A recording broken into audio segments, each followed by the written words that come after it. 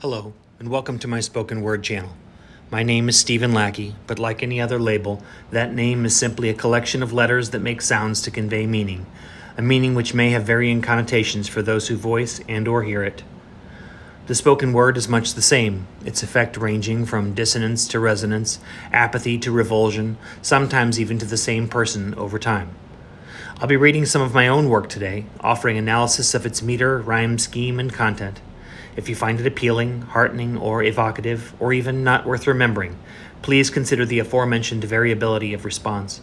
Words, much the same as attitudes, friendships, and even the air we breathe, may teach us, transform us, or pass uninspiringly in this moment. But the next is yet to be defined. Herein are my copyrighted works, all rights reserved, but please forget the name and remember the message. Also, feel free to like, comment, share, and subscribe.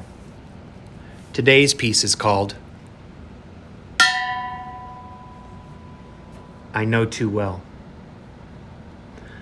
Bore into me your gaze, wreaths of blustery fields, winter, softly encompassing blackness, empty to some. I know too well yours, of the infinite sublime, but I desire it, please. Bear into me your weight. Lo, the abrupt discrepancy between mass of flesh and depth of presence. I know too well yours, its heart-rending beauty, but I desire it, please.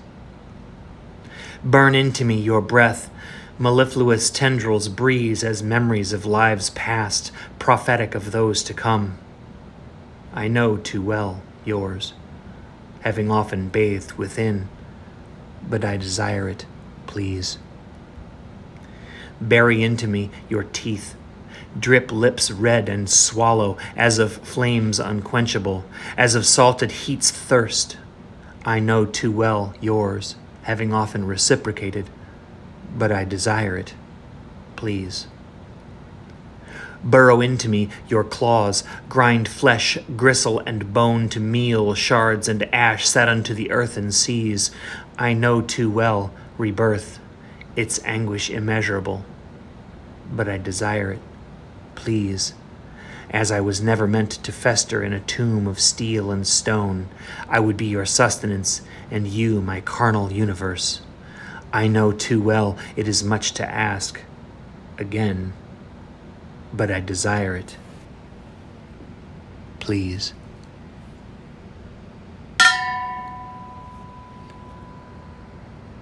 This is a free verse, genuflective behest to the narrator's beloved.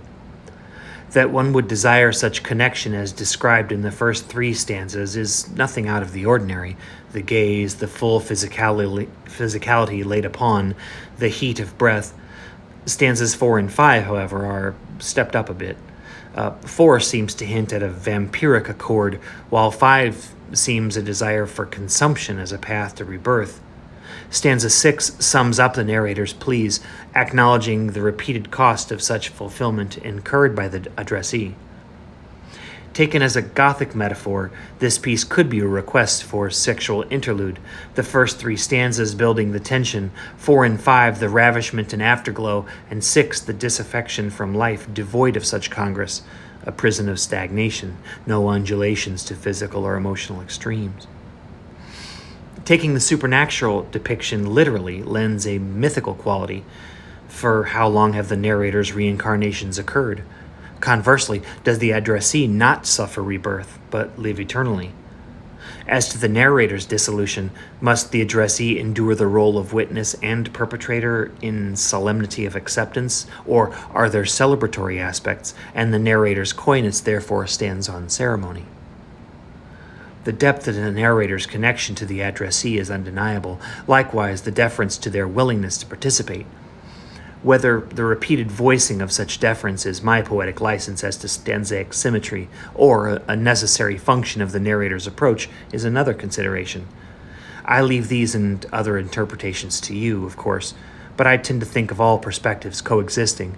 We are here together, after all, and each of our understandings can and do shift on occasion, but all are valid for their parts. Thank you for joining me today. I hope it has been some mix of enlightening, entertaining, and thought-provoking, and if not, well, perhaps another time. You could have spent it any number of ways, but I sincerely appreciate that you've chosen to spend this time listening to phrases I have turned. I'd like to hear your thoughts as well. Drop a comment below regarding what your own or someone else's creative writing and/or spoken word has meant to you. Also, subscribe to my channel if you like. I'm not sure how often I'll be posting, but if you click the notification bell, you'll be among the first to know when I do. This piece has an extreme aspect to it, but I can't let that characterization deny my expressivity. I feel that artists should never fear external criticism for being abstruse, esoteric, garish, unpredictable, etc. We should only fear the inability to push past our hesitation in response to it. Start today. Find a voice. Embody the strength. And push past all hesitation to be heard.